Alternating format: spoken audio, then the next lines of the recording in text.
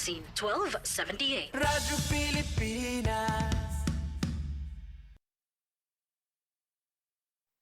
Time to celebrate kulturang Pinoy. Tradisyon, musika, sining, literatura at iba pa. Anything and everything fun and Filipino. Ito ang Pinoy Kultura. There was a time when going to the wet market, we had a durable and dependable companion, always by our side. The bayong.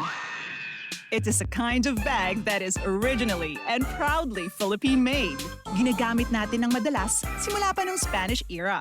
Our resourceful ancestors used dried leaves and wove them into bayong bags. Ang mga traditional bayong ay gawa sa buri leaves in the Visayas at pandan leaves naman sa Luzon. But these days, the materials used for making it vary from plastic to other organic materials. Ngayon, mukhang sikat na naman ang bayong bags, nationally and internationally. It was seen on New York Times Square billboards during the 2022 New York Fashion Week. Pero kahit naging sikat na fashion statement na ito, ang bayong, bit-bit pa rin lagi ng tita ko tuwing siya'y namamalengke. And why not? It's so convenient to use and an environmentally friendly alternative to plastic shopping bags. Kaya't siguruhing may bayong na nakatabi para sa mga pinamili.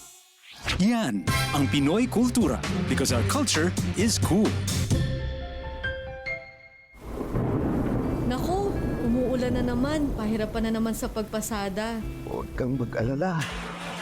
Nakondisyon ko tong jeep natin. Bagong karga lang din ng gasolina kaya tuloy-tuloy na ako sa pagpasada. Maulan mahal ha, kaya dahan-dahan ka muna sa pagmamaneho at madulas ang daan. Oo, mahal. Kabisado ko na yung mga bilin mo. Dahan-dahan at titistansya sa mga kasabay na sasakyan. Hindi rin ako makikipagsapalaran sa baha. Tandaan mo mahal ha, buenas lang na malaki ang kita. Pero ang mahalaga ay yung ligtas ka. At ligtas ang mga pasahero. Mag-ingat sa pagmamaneho upang makauwi ng ligtas sa mahal mo. Radyo Magazine 1278. Radyo Pilipinas. Dagling kaalaman. Ang omega-3 ay mahalaga sa ating kalusugan, lalo na sa ating puso. Ayon sa pananaliksik, naiugnay ang omega-3 sa pagbaba ng panganib sa abnormal heartbeats. May mas kaunting taba sa dugo, pagbaba ng panganib sa pagbabara ng artery at bahagyang pagbaba ng presyon ng dugo. Inirekomenda ng American Heart Association ang pagkain ng 2 o 3 servings ng natural na oily fish gaya ng salmon, sardines at trout kada linggo. Kung hindi naman ito magagawa, maaaring uminom araw-araw ng food supplement na may omega-3 fatty acids na may 1,000 mg na EPA at DHA.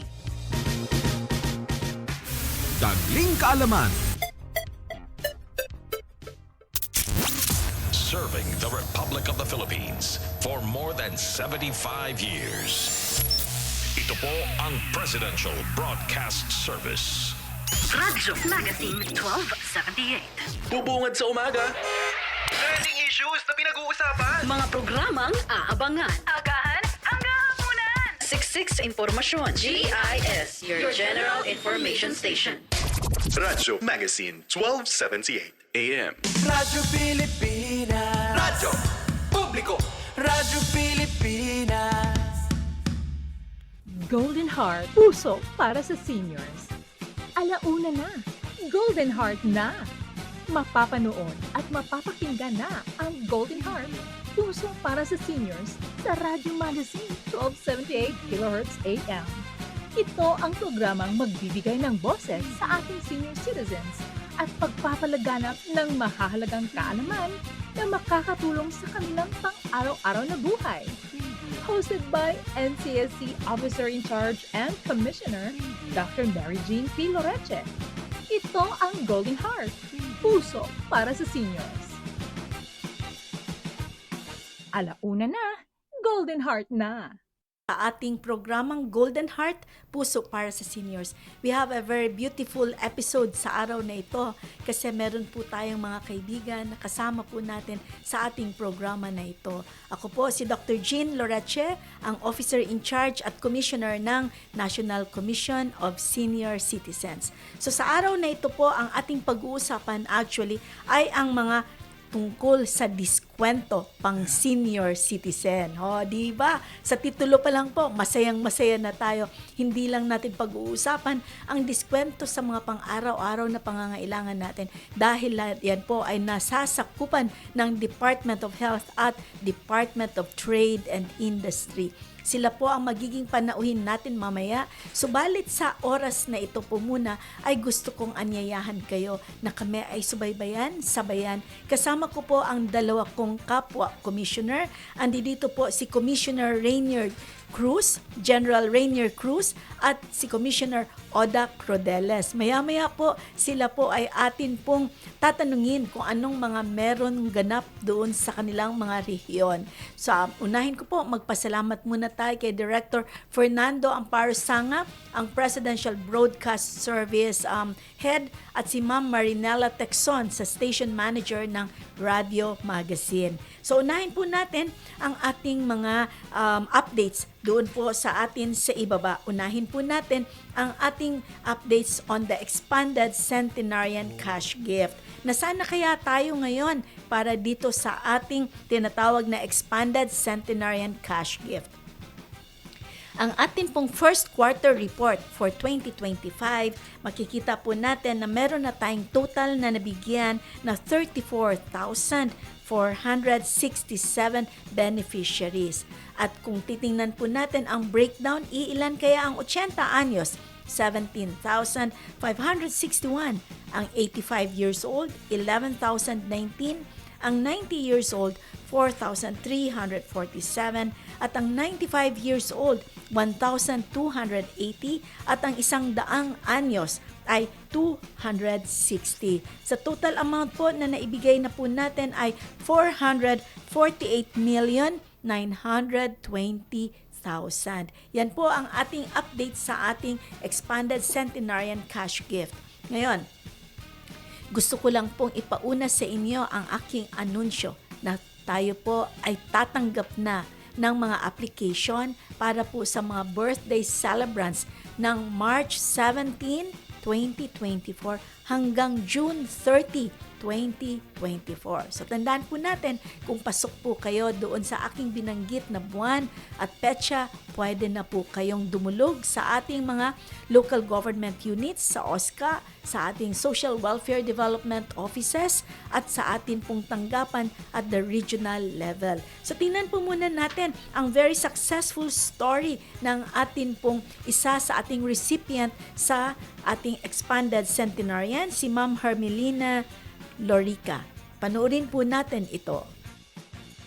Mahalin lalo kami ng mga anak namin. Masayang masaya.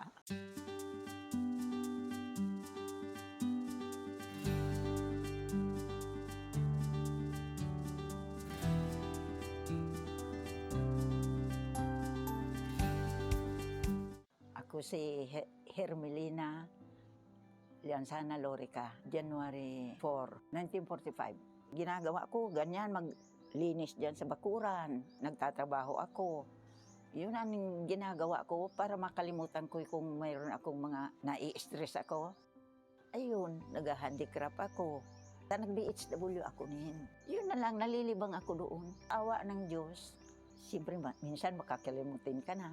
Ang natutunan ko, makiano ka sa mga tao para mahalin ka nila. Kasi umabot ako ng ganitong edad. Ang kailangan talaga namin. Una, mahalin lalo kami ng mga anak namin. Masayang masaya. Masayang masaya kasi hindi ko naman ma-speak na mabigyan ako ng ganun. Di ba marami kami? Oh. Kaya nagpapasalamat talaga ako. Thank you. Una, ang sa taas, ang Diyos. Pangalawa, yung mga naging sa barangay. Pangatlo, si Presidente Marcos kasi dumating sa akin yung 10,000 na hindi ko inakala. O, di ba? Love na love ko siya. Hindi ko siya ipagpapalit.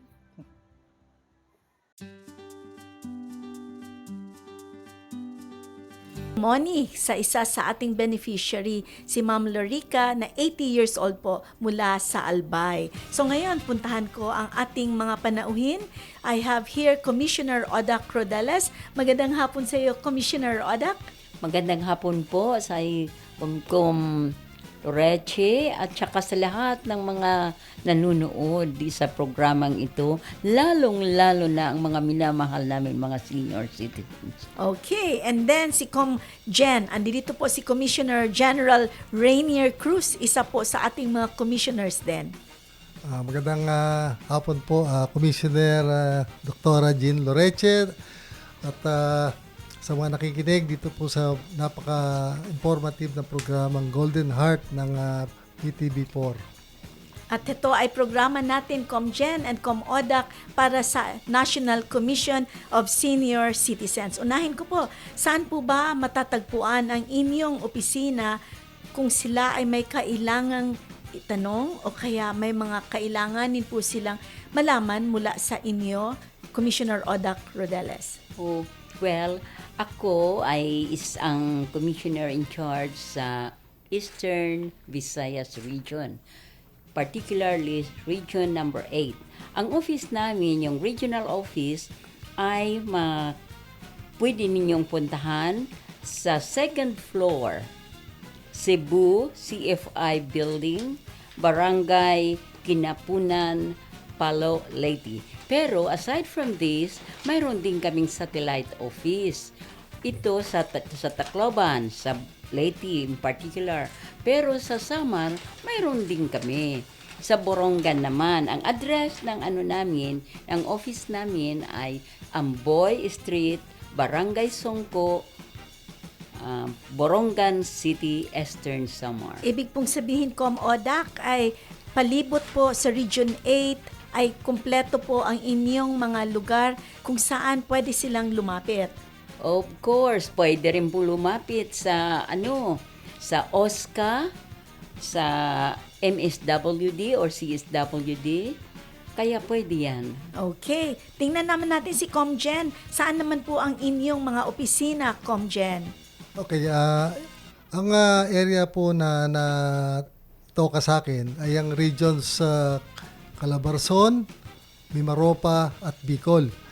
So yung opisina ng Calabarzon at Mimaropa ay magkasama po yan. Nasa Malate, Manila. Doon po yan sa GKA Building, second floor po sa Julio Nakpil Street sa Malate, Manila. Yung sa Bicol naman, madali lang po hanapin yan. Nandun po sa sentro ng Legazpi. Doon po sa Chan Building sa Alternate Road, bali sa Tahaw, Legazpi City. Or mas madali po kaming kontakin sa mga online numbers namin o sa mga link sa internet or sa mga telephone numbers namin. O at kaya ipapakita email. natin yan. Habang tayo nag-uusap, yan po ay ipapakita upang kayo ay madali po ninyo silang makontak. Tanungin natin si Com Odac muna. Com Odac, ano ba ang programang meron kayo para sa nakatatanda doon sa Region 8? Okay, maraming programa kami. May mga initiatives pa nga kami na ginawa doon sa namin. Aside of course sa expanded senior citizens Centenarian Act na ngayon mayroon kaming mga initiatives doon sa region ko. Unang-una, nagkaroon kami ng partnership with DICT Regional Office number 8 for a series of digital literacy at cyber security awareness training. Naku, maganda yan, Com Odac.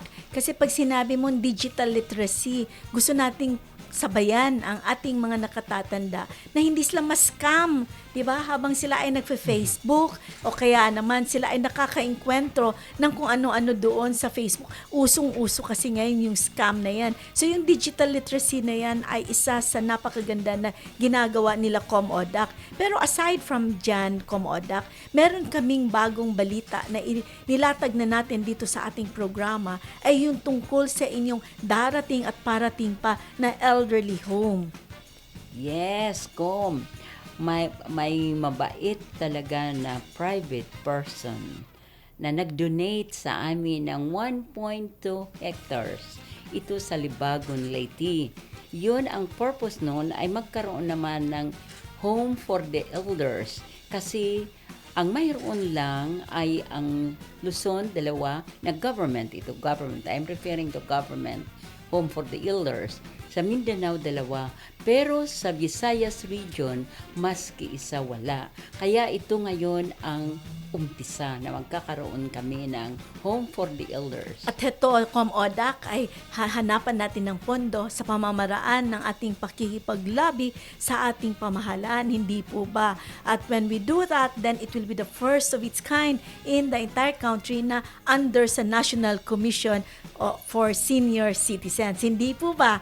Okay. Nako, yes. Talagang I hope na mangyari ang kaagad. Para magkaroon naman, matirahan ang mga walang bahay ng mga nakatatanda. Puntahan naman natin si Comgen. Comgen, anong mga balita meron ikaw sa iyong rehiyon at saka sa iyong clustered regional offices? Yan. Katulad nung nasabi ko last week, we will be launching 2 senior citizens community care centers doon sa region 4A, particularly doon po sa Los Baños at yung isa po sa Camarines Norte sa Daet.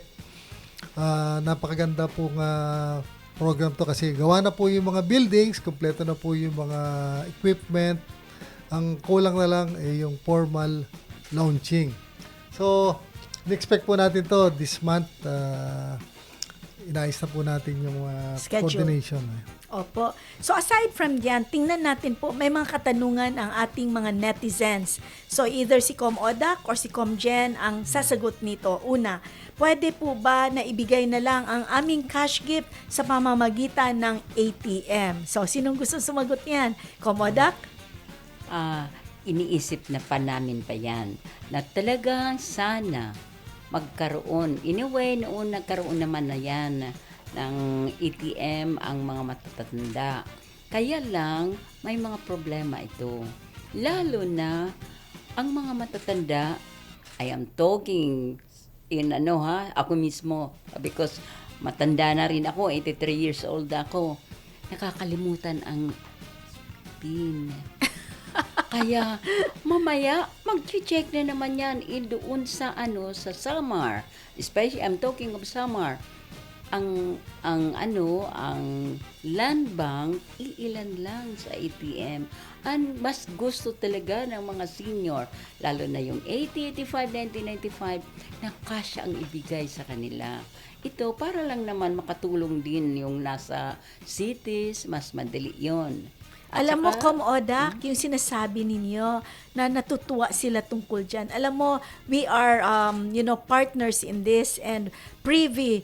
Ibig sabihin, na actual natin itong naramdaman nung tayo ay namimigay ng cash gift. Yung mga ngiti po ng ating mga nakatatanda ay hindi mababayaran ng pera. Yung galak at tuwa dahil sila ay naalala at pinagbibigyan ng pansin ng ating pamahalaan. May pangalawang tanong kay Comgen naman natin ito ibigay. Madadagdagan pa ba ang cash gift na ipinamimigay ngayon sa mga susunod na taon? Are you referring sa sa ECA? I think may mga from the national, no? Siguro sa ngayon medyo magtatagal pa yan. But I think the LGUs from their own pockets nila, budget, they are giving additional funds sa mga ECA beneficiaries. Katulad po yung I think yung huling napuntahan natin do sa I think sa Bohol, yung centenarian doon, meron silang additional 100,000 din from the LGU. Totoo yan, Yeah. di ba? At saka may mga LGUs na may mga kakayahan, 2 beses pa nga magbigay. Ang alam pagkakaintindi ko dito sa Taguig, no? Pag umabot ka ng 101 years old, may tatanggapin ka pa. 102 years old, meron pa rin tatanggapin. Siguro tama ka dyan, Comgen. Pero if they are referring to the current indigency program na 1,000, hindi pa kasi natin hawak yan Kaya hindi tayo makapagkomento, no? So, tingnan natin, Comgen. May isa pa siyang katanungan, ibigay ko rin sa'yo. Bago kay Com Odak, ang sunod na tanong. Sabi niya dito ay, pwede kayang mapabilis at magawaan ng paraan na mabigyan din ng pondo ang 2024 beneficiaries, Comgen? Ay, nako, tama-tama po yung katanungan nyo kasi po kakalabas lang po ng guidelines from the Department of Budget Management na we can now siguro release or distribute the cash gift to those beneficiaries who celebrated their birthdays last March 17, 2024 up to June 30, 2024 kasi medyo limited yung budget, but at least meron na po tayong go signal to start paying the beneficiaries for 2024. Although siguro 3.5 months pa lang yung... Yes. So maganda po yan, no? Yan po ang aming pinakamagandang balita sa ating mga nakatatanda na naghihintay po at inaasam na sila ay masali po sa ating payroll. So magsumiti na po kayo sa inyong mga requirements at yan po ay mapaprocess. Subalit, tandaan natin, March 17 po 2024 hanggang June 30, 2024 muna. And our assurance, gaya ng aming pagsabi sa inyo mula nang tayo ay nag-anunsyo nitong ating expanded centenarian, we are assuring you na ang NCSC ay tuloy po ang pakikipag-ugnayan sa ating Department of Budget and Management. May katanungan dito para kay Com Odak. Ang sabi niya ay, maaari bang magkaroon ng proyekto na libreng tirahan para sa mga nakatatanda? Ito, ang kupito sa iyo, Com Odak. Sa ngayon, pag magkaroon ng budget ang DBM for this purpose, tsak na magkakaroon yan kasi isa yan sa programa ng presidente natin na magbigay ng mga babahay. Kaya nag-i-expect ako na magkakaroon din ito very soon. Okay, so kay Comgen naman ito, ang katanungan na ito ay pwede kayang magkaroon ng pakikipag-ugnayan sa mga senior citizens organizations. They must be referring to the OSCAs and the SCOs, no, para malaman ang kalagayan ng ating mga seniors. So ibig sabihin, tayo daw ba ay merong connection sa mga organisasyon na yan para sa mga nakatatanda? Yeah, magandang katanungan yan kasi we are developing the elderly data management system as part of the RA 11982, wherein aside from the individual senior citizens sa aming database, we are now also including the Senior Citizens Association and Organization para magkaroon po tayo ng siguro person-to-person coordination and organization to organization Okay, so relationship po. Paano yun? May karugtong na katanungan yan, Comgen. Ang sabi niya pwede kaya na mapag-aralan ng NCSC sa kanilang pakikipag-ugnayan sa mga organisasyon na ito na mabigyan din ng honoraria yung mga nagsisilbi sa kanilang lugar?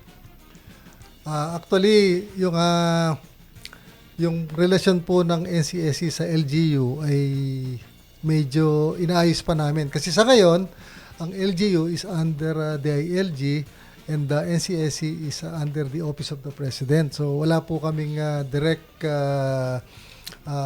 relationship sa mga LGU except yung aming collaborative But we will try to siguro later pag nakita na natin yung mga different siguro processes na pwede natin ayusin. Magkakaroon na po siguro later po. Okay, so maganda naman at that is something to look forward to sa ating improvement ng ating mga proseso. May tanong din dito, no? Pwede kayang magkaroon ng programa para sa seniors na may Alzheimer's disease. Nako, napakaganda po ng inyong katanungan. Kung sino man ito, gusto po namin kayong sabihan na meron po tayong programa niyan. Isa po yan sa inilalagak natin sa ating Senior Citizens Community Care Centers or SC3Cs. Yan po ang tinatawag naming mga programa para sa pangkalusugan, kasama ang wellness and health, kasama po ang mental well-being at yung tinatawag nating dementia care. Ang Alzheimer's po, kasama po yan sa isang umbrella term na ang tawag ay dementia. Meron pong makalimutin. Hindi normal part of aging ang alam ninyo, pag tayo ay tumatanda at nagkakaedad, talagang nakakalimut tayo paminsan-minsan. Pero kung ito ay naging bahagi na ng ating buhay, na pati yung ating mga mahal sa buhay, nakalimutan natin sila, o kaya hindi tayo marunong umuwi sa ating mga kabahayan, yan po ay something to look into. At yan po ang ating programang tinatawag po namin Dementia Care Awareness. So yan po ay ating isinusulong sa ibaba. So wag po kayo mag-alala, habang lumalawig at lumalaki po ang mga programa ng komisyon, yan po ay mararamdaman po sa ibaba. Ngayon, tanungin ko si Com Jen at saka si Com Odak, ano kaya ang gusto ninyong iparating sa ating mga tagapagsubaybay sa ating programang Golden Heart, Puso para sa Seniors? Unahin natin si Com Odak. Okay, gusto ko sana sabihan ang mga senior citizens na palagi sila namang makinig dito para marami silang matutuhan. Kasi dito sa programang ito na Golden Hearts, maraming bang may bibigay sa inyo ng mga programa na bibigay ng National Commission of Senior Citizens sa mga senior citizens. Opo, thank you, Com Odak. At siguro, Com Odak, imbitahan mo sila at anyayahan mo sila na pag tayo ay ready na para sa ating kasiguruhan sa pagtayo ng ating home for the elderly sa inyong lugar, ay sigurado kong susubaybayan nila yan. Sana, nako, masyado na akong na magkaroon naman lang isa doon muna sa Visayas region. Kaya pag ma-realize na yan, sana pumunta kayo para makita ninyo kung papaano ang itong programa na gusto namin maitayo. Okay, thank you, Com Odak. Si Com Jen naman, ano kaya ang iyong panawagan? By the way, gusto ko lang po i-anunsyo na ang akin pong co-host dito ay si Commissioner General Rainier Cruz. So pag ako po ay wala, siya po ang ating magiging host. And tandaan po natin, meron tayong gagawing programa para kay ComGen. Ang isumbong mo kay Commissioner General Rainier Cruz. So ano kaya, Com? Ano ang inyong gustong panawagan? Sila ay manood next week at saka ituloy nila ang panonood sa ating programa. Alam nyo, natutuwa nga ako dahil nagkaroon tayo ng ganitong programa. I think this is one way of preventing yung fake news. Ito yung totoong word from the horse's mouth, pero hindi tayo horse, no? Kung saan yung totoong balita ang maririnig nyo dito kasi directly mismo from the commissioners. So kami po, pwede kayo magtanong sa amin directly. Malalaman nyo talaga kung ano yung katotohanan at kung ano man yung gusto nyo malaman, malalaman nyo kagad itong same time na nandito kami. Yes, action agad kay ComGen. Yan po ang magiging titulo ng ating programa. Kasama po natin si ComGen, no, sa ating Golden Heart, Puso para sa Seniors. Please stay tuned. Kami po ay sandali lang na magbibigay sa inyo ng mga paalala na mahalaga din naman po.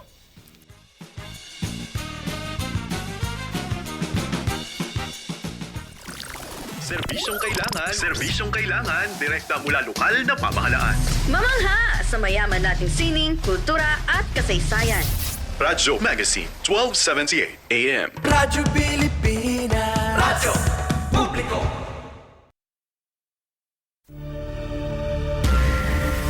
Anak, pakikuha mo nga yung hanger sa kabilang Anak, teka, parang nahihilo ata ako Hala, ma. Lumilipil po yata. Nako, huwag kang magpanik, anak. Naalala mo ba yung sinabi ng teacher mo kapag lumirindol? Mag-drop, cover, and hold. Tara, anak.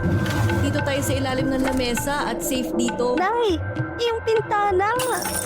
Iwasan mo din, anak, yung mga salamin o bintana kasi pwede kang mabagsakan yan.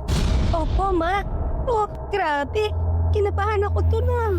Huwag kang pangungunahan ng nerbiyos, anak, at lalong hindi ka makakaisip ng tama niyan.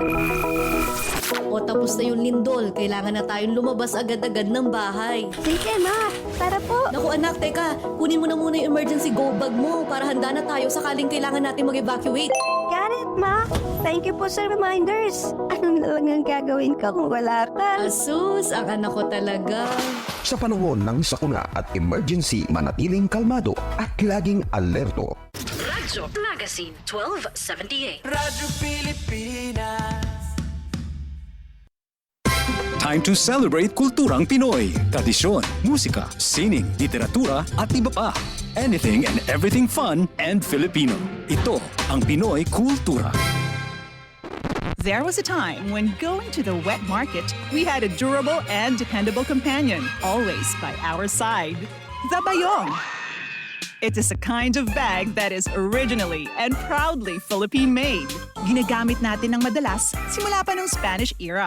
Our resourceful ancestors used dried leaves and wove them into bayong bags. Ang mga traditional bayong ay gawa sa buri leaves in the Visayas at pandan leaves naman sa Luzon. But these days, the materials used for making it vary from plastic to other organic materials. Ngayon, mukhang sikat na naman ang bayong bags, nationally and internationally. It was seen on New York Times Square billboards during the 2022 New York Fashion Week. Pero kahit naging sikat na fashion statement na ito, ang bayong, bit-bit pa rin lagi ng tita ko tuwing siya'y namamalengke. And why not? It's so convenient to use and an environmentally friendly alternative to plastic shopping bags. Kaya't siguruhing may bayong na nakatabi para sa mga pinamili. Yan ang Pinoy Kultura because our culture is cool.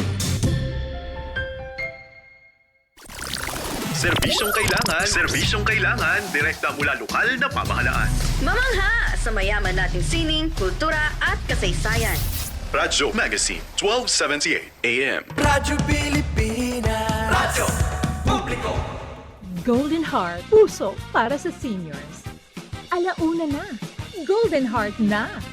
Mapapanood at mapapakinggan na ang Golden Heart, puso para sa seniors sa Radyo Magazine 1278 kHz AM. Ito ang programang magbibigay ng boses sa ating senior citizens at pagpapalaganap ng mahahalagang kaalaman na makakatulong sa kanilang pang-araw-araw na buhay. Hosted by NCSC Officer in Charge and Commissioner Dr. Mary Jean P. Loreche. Ito ang Golden Heart, puso para sa seniors. Nagbabalik po ang Golden Heart, puso para sa seniors, at ito po ay hatid sa atin ng National Commission of Senior Citizens at Radio Magazine. So bigyan po nating daan ang ating mga updates bago po natin ipakilala ang atin pong mga kaibigan na nandito ngayon sa studio. Unahin ko po ang ating pinakabagong partnership with the Department of Education. Ito po ay magandang balita sa kadahilanan na naniniwala po tayo na dapat ang ating mga kabataan ay matuto at ma-empower, maintindihan what is an aging population, paano kaya igalang ang kultura ng mga nakatatanda. Hindi po bumabata ang ating bayan, ang ating bansa. Kaya gusto natin maibalik sa ating mga kabataan ang pagmamahal at ang kanilang pagbibigay pugay sa ating mga nakatatanda. Isa po yan, at kahapon po, very successful, nagkaroon po tayo ng Memorandum of Agreement signing sa Department of Tourism, kasama po si Secretary Cristina Frasco. Kaya po, alam niyo po, yung aming MOA na yan ay matagal na po yan na nakahain kasi kailangan po nating magkaroon ng technical working group at kung saan kasama ang NCSC at ang DOT, pipili tayo ng mga tourist destination areas sa Pilipinas kung saan pwedeng i-retrain o kaya i-retool ang ating mga nakatatanda on tourism-rich destinations as livelihood opportunities. At gusto po natin ma-launch yan sa taon na ito. Siguro po pipili tayo ng dalawa. Dito po muna siguro sa Intramuros, malapit-lapit yan. At baka naman dyan sa ating National Museum, pwede po sila dyan. O kaya naman sa Cebu, kung saan very rich ang ating kultura din doon sa ating mga heritage sites. So gusto po natin ding bigyan ng daan ang ating announcement tungkol sa ating SC3C, ang ating Senior Citizens Community-Based Care Centers. May parating na po tayong ilulunsad or ilulaunch kasama ng ating mga local government units. Heto po sa Los Baños sa darating na Mayo 28. Meron naman tayo sa Mabini sa May 29, Mabini, Bohol. Hindi Mabini, Manila ha, Mabini, Bohol.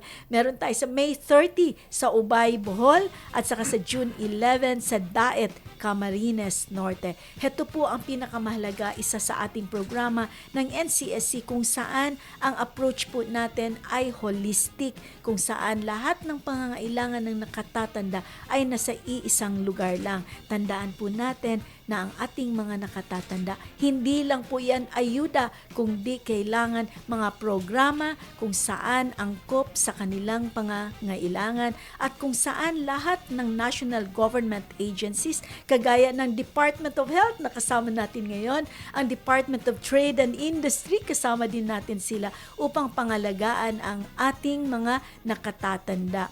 Meron din po tayong institutional updates. Gusto lang po namin na ipakita ang aming transparency. Kami po ay nakatanggap ng agency performance rating mula sa Department of Budget and Management for the year 2025. From January to March ay meron po tayong rating ng 4.5% out of 5%. Very satisfactory. Ibig pong sabihin, nagagamit po natin ng tama ang ating pondo sa tamang mga programa. At ang ating hiring rate po para sa ating mga personnel ay nasa 67% na po. So ngayon, puntahan na natin ang ating mga bisita. Alam ko po kayo ay excited makinig. Paano nga ba ang diskwento? Ito ba ay nako-compute? Pwede bang kasuhan o i-filean ng problema or mga sumbong ang ating mga violative na mga establishmento? Paano ba natin ito i-avail at ano pa ang pwede dito? Unahin ko pag-welcome sa ating programa si Dr. Quintana Ronald. He is from the Department of Health. Magandang hapon sa iyo, Dr. Ron. Magandang hapon po, Commissioner Loreche. Magandang hapon po sa kasama kong mga bisita dito from Department of Trade and Industry. At magandang hapon po sa lahat ng mga tagapakinig ng programang ito. Yes, maraming salamat, Doc. Alam mo, ang ikinaganda kasi ng radio program ay mas nararating nito ang mga pinakadulot-dulo ng parte ng Pilipinas. Alam niyo ba na marami pa ring lugar tayo na kulang pa rin sa internet access, no? O kaya naman yung tinatawag nating hindi pa digitally literate lahat. So, hetong programa via a radio program, mas naiintindihan, mas nakakarating. Kasi kahit ikaw ay nasa jeepney, nasa habal-habal ikaw, naglalakad ikaw sa daan, pwedeng-pwede mo siyang pakinggan. So, ang atin pong mga kasama mula po sa ating Department of Trade and Industry, Consumer Protection and Advocacy Bureau of the Department of Trade and Industry, si Miss Emma Panopio. Ma'am, magandang araw po sa inyo. Magandang araw po, Commissioner Loreche, and sa aming kasama from DOH. At katuwang ko din po ang aking colleague sa DTI, si Shirley Vasquez po. Yes, so si Ma'am Shirley Vasquez, kasama din po natin ang ating Senior Trade Industry Development Specialist. Ma'am, magandang araw po sa inyo. Magandang hapon po, Director Loreche. Magandang hapon po sa mga tagapanood at tagapakinig po ng Golden Heart. Magandang hapon din po sa ating po kasama sa taga-DOH. Oo nga kung titingnan natin, paano ba yon? Isa sa ating pinaka nakikita na very interested ang ating mga nakatatanda, yung diskwento. Hindi ba? So, unahin natin ang Department of Health. Doc Ronald, ano-ano ba ang pwedeng sakop at ilang porsyento ba itong pwede nilang i-avail? Base po doon sa inilabas po na administrative order ng Kagawaran ng Kalusugan o ng Department of Health, ito po yung Administrative Order 2012-007, ay maaari pong makakuha ng 20% diskwento ang ating po mga senior citizens, kasama rin po ang 12% na VAT exemption sa iba't iba pong mga produkto at serbisyong pangkalusugan. Kasama po dito ang mga gamot. Ito po ay maaaring branded or generic. Yun pong may prescription or over-the-counter na mabibili po sa ating mga butika at sa mga butika po dun sa mga health facilities po. Kasama rin din po dito yung mga serbisyong medical at dental. Kasama rin po yung mga laboratory and diagnostic test, mga medical devices. Kasama rin po yung mga iba pong mga supply na medical katulad po ng mga adult diapers na binibili po ng ating mga senior citizens. At ito pong 2020 na isama na rin po, naglabas po ang Department of Health ng Administrative Order kung saan po isinama na rin po ang mga vitamins at mineral supplements para po mabigyan din po ng discount para po sa ating mga senior Doc citizens. Ronald, paano yung tinatawag nating mga gatas para sa mga nakatatanda? Kasama ba siya sa diskwento? Sa ngayon po kasi hindi po kasama doon sa ating administrative order yun pong mga milk products po. At ito po ay maaari nating mapag-usapan sapagkat sa kasalukuyan po ay meron pong plano na i-review po itong polisiya na nabanggit ko po kanina upang magkaroon po ng amendments at mapag-usapan po yung mga iba't ibang mga komento at mga experiences po patungkol po dito sa polisiya na ito, yung pagbibigay po ng 20% discount sa ating mga senior citizens at yung 12% na VAT exemption. Magkakaroon po ng consultative workshop ngayon poong buwan ng Hunyo para pag-usapan po yung magiging amendment po para dito sa ating polisiya na ito. Napakaganda ng inyong balita sa ating mga tagapagsubaybay, Doc Ron. Kasi kung titingnan natin, kailangan naman talaga i-revisit every now and then, hindi ba? So parang it's a work in progress, pero kami ay lugod na nagpapasalamat sa Department of Health sa kanilang mga hakbangin na ito at alam nila kung ano yung mga dapat ayusin at kung ano pa ang dapat palawigin. Puntahan naman natin ang ating mga kaibigan sa Department of Trade and Industry, Ma'am Shirley. O kaya naman, tingnan po natin, ano po kaya heto namang sa mga ibang bagay na kailangan ng nakatatanda. For example, grocery items. Ilang porsyento po ba ito? At paano ba ito kinocompute? Mamaya tatanungin ko si Doc Ronald, paano ba kinocompute ang diskwento na yan? Dito naman sa DTI ay heto naman ay grocery. O kaya kakain sa isang restaurant. O kaya naman ikaw ay bibili ng iyong gasul. O kaya naman ikaw ay bibili ng iyong kagamitan. Heto ba ay sakop din sa diskwento? Magandang hapon po, Ode.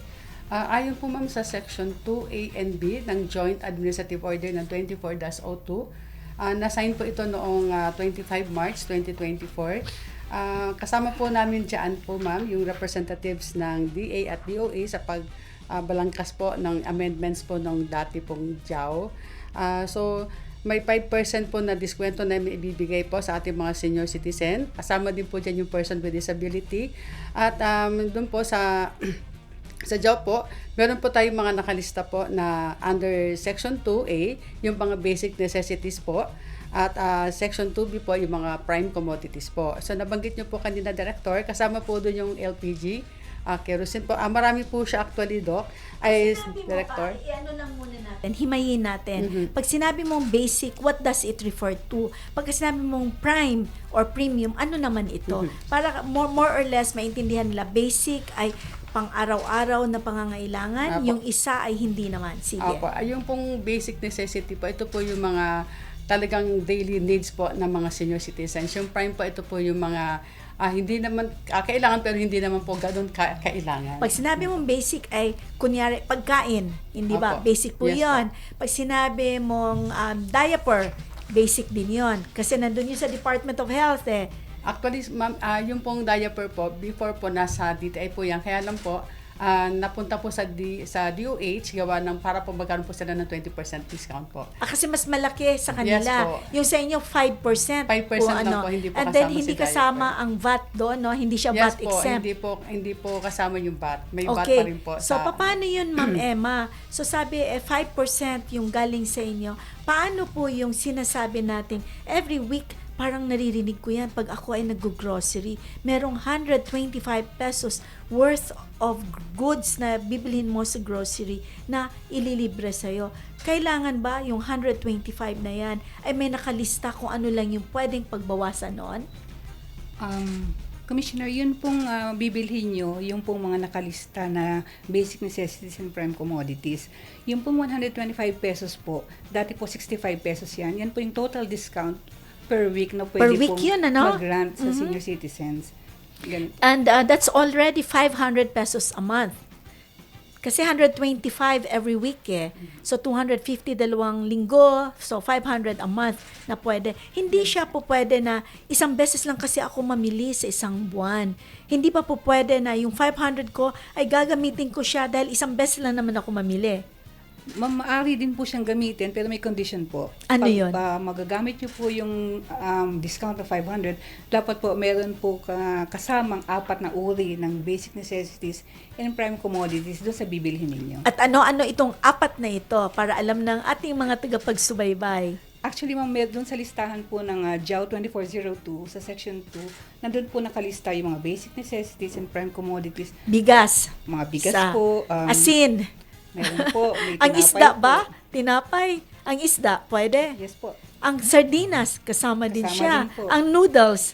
Locally produced noodles po. Locally manufactured noodles po. Pwede. Pero pagka hindi, sa atin, hindi po pwede. Pag imported, hindi. Yeah. Pero alam nyo ba, Doc, alam nyo ba na dinidiscourage natin ang cup noodles? Pasensya na po. Isang medical doctor po kasi ako, no? At alam ko po ay dinidiscourage natin ang cup noodles sa mga nakatatanda. Di ba, Doc? Tama po yun kasi hindi po siya healthy na pagkain. Marami po siyang laman na asin na sobra-sobra po dun sa rekomendasyon ng World Health Organization. So, dapat patanggal na natin yon sa DTI, sa listahan, to discourage our older adults from taking cup noodles. Alam nyo ba, Ma'am Emma, Ma'am Shirley, at saka Doc Ron, isa sa ating isinusulong, di ba, pagka may mga kalamidad, doon sa ating tinatawag na evacuation centers, alam nyo po kung titingnan ninyo, yung mga pinamimigay, cup noodles, delata, naku, hindi yan masarap at maganda sa kapangangatawan ng nakatatanda. Hindi po ba? Kaya as much as possible, we discourage that. So, tingnan natin, Doc. Pag sinabi mo na 20% plus 12%, paano ba ito i-compute talaga? So, 20 o gagawin natin 32% na kagad, i-multiply. Kunyari, may bibilihin akong worth 1,000 pesos na gamot. Yun ba ay times 32%? Hindi po siya automatic kasi meron po mga produkto na VAT exempted na po siya. So yung mga produkto po na VAT exempted na ay hindi na po binabawasan pa yung 12% na VAT exemption. Yun lamang po sa mga produkto na hindi pa VAT exempted, doon po ma-apply yung pong 12% na VAT exemption. At yung pong 20% na discount po ay mai-apply po natin doon sa mga nabanggit ko po na mga produkto na bibilhin po ng ating mga senior citizens. Puntahan natin yung gamot. Very basic need, no, sa diskwento na yan. Kung generic, 20% plus 12%. Kung branded, okay lang ba? Okay po, sakop po nung ating polisiya, pareho po yung branded at saka po yung generic na mga gamot. So magkakaroon po ng mga discount. 20% discount plus 12% VAT exemption. Maliban lang po nga po dun sa mga gamot na VAT exempted na po. Katulad po ng gamot sa hypertension and diabetes na exempted na po sila sa VAT. Ibig sabihin, mababa na talaga ang kanilang presyo Yes po, sa mababa market. na ang presyo sa market. Bakit, Doc, ang 20% discount sa pagkain, walang VAT exemption yon, ano? 20%. Yung sa pagkain po kasi hindi po yun nasasakop doon sa ating polisiya. Yun lang pong mga produkto na nabanggit ko po, yun po yung mga nasasakop po doon sa polisiya ng Department of Health. Gaya po ng nasabi ko kanina, magkakaroon po ng pagrebisa, consultative workshop para tingnan pong muli ito pong polisiya, yung Administrative Order na 2012-007 para mas mabigyan po natin ng mas kalidad na serbisyo ang ating pong mga senior citizens pagdating po sa pagbibigay ng mga discounts. Tinanggal na po natin ang kailangang ipakita ang prescription booklet. hindi po ba? I mean, the booklet for medicines, tinanggal na po natin yan. Tama po so, yun, ang kailangan lang ay Commissioner. yung kanilang ID at ang prescription ng doktor. Tama po, Commissioner. Noong pong 2024, last year, naglabas po ang Department of Health ng Administrative Order.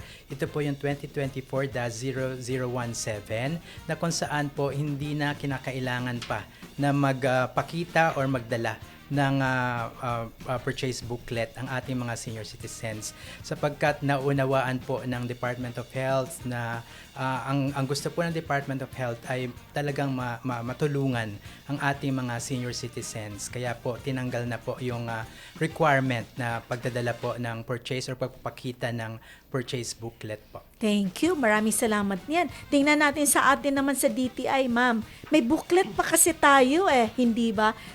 Is there a future na na matatanggal na din yan? Ma'am Emma, yes. Commissioner, actually, mayroon pong work or may mga plano po na electronic na booklet po na gagawin ng DTI at ng DICT po. Okay. So, we're looking forward to that. Meron po ba kayong monitoring tool kung saan yung mga violative na establishmento? Minsan ako'y nag-grocery. Kasama ko sa pila, mga nakatatanda kagaya ko. Sila ay nagmumurmur sa gilid ko. Kasi ang sabi nila, naku, bibili ako nitong sardinas na ito. Dati ay 6 pesos and 75 centavos. Ngayon, itinaas para lang makuha para ma-recover yung 5% na discount. Ano po ang dapat natin gawin pagdating dyan? Ma'am, yung pong mga concerns or complaints tungkol po sa mga pag-grant ng senior citizen discount, pwede po nilang ipadala o isang guni sa kanilang OSCA or sa kung po online nila nabili sa kanilang local social welfare development officer po.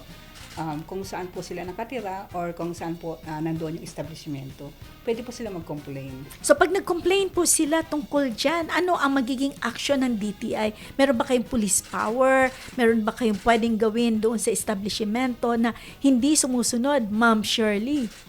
Actually po, Director, lahat po ng complaints or actual inquiries po, pasa po related sa senior citizens at lalo na po pagka 20% discount. Lahat po, actually pati po yung 5% discount, nire-refer po namin sa OSCA, OSCA Concerned Office po para po sa action po nila. Okay. Opo. So, kumbaga, you are going to refer it back to them for actions. Yes, Kasi kayo, ay bilang tanggapan, kayo lang ang nagdi-determine kung ano yung pwedeng i-discount at anong hindi pwede discount. Yes. Pero as to monitoring, as to, lagyan ng disciplinary action, yung mga establishmento na yan, ay hindi po sa inyo yon. Subalit, on a regular basis, ang DTI ba ay nag-check din ng kanilang mga pricing ng ating mga establishmento? Yan po ay sasagutin po natin yan. Mamaya tayo po ay magkakaroon muna ng very short na mga advertisement.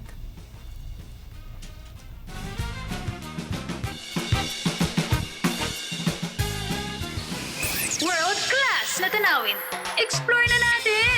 Love the Philippines. Likhang sining na proudly Pinoy. I-flex na yan. Radyo Magazine. 1278. Radyo Pilipinas. Radyo Publiko. This is a public service announcement. Discipline is the key. Umiwas sa aksidente sa daan. Ang pagmamaneho ay may kaakibat na responsibilidad. Hindi basta mapaandar lang ang sasakyan. Kilatisin ang sarili, ang kahandaan sa manibela. Siguruhing inyong konsentrasyon ay hindi magagambala. Importante rin na ating laging isipin, init ng ulo ay huwag pairalin. Bagkus, kaligtasan ng lahat ang siyang dapat unahin. Isang mahalagang paalala mula sa Presidential Broadcast Service at Radyo Pilipinas, Radyo Publiko, 738. This is a public service announcement. Public service announcement from PBS, Presidential Broadcast Service at Radyo Pilipinas, Radyo Publiko, 738. Tayo po ay nagpapasalamat sa ating mga panauhin, si Doc Ronald, si Ma'am Shirley at si Ma'am Emma, at sila po ay tumulong sa atin, maintindihan natin ang diskwento para sa mga nakatatanda. Nagpapasalamat din po tayo sa ating dalawang commissioners na kasama kanina, si Commissioner Oda Crodales sa Region 8 at si Commissioner General Rainier Cruz. Meron po siyang bagong programa, siya po ang ating kasama dito sa Golden Heart Puso para sa Seniors. Aksyon agad, ComGen. Yun po ang magiging segment ni ComGen sa ating programa. At tayo din po ay nananawagan sa ating mga nakatatanda, huwag niyo pong kalimutan na i-download ang ating egov.ph na app, no, at pwede po kayo doon mag-enroll upang magkaroon po kayo ng ID na kasama ang National Commission of Senior Citizens. So kung titingnan po natin yan, we are trying to digitalize yung ating mga datos para sa mga nakatatanda, at kami po again ay nagpapasalamat sa lahat ng mga sumusubaybay sa ating programang Golden Heart, Puso para sa Seniors, at harinawa po next week kami ay inyo na namang subaybayan. Ako po ang inyong lingkod, si Dr. Jean Loreche ng National Commission of Senior Citizens. Magandang araw po sa ating lahat.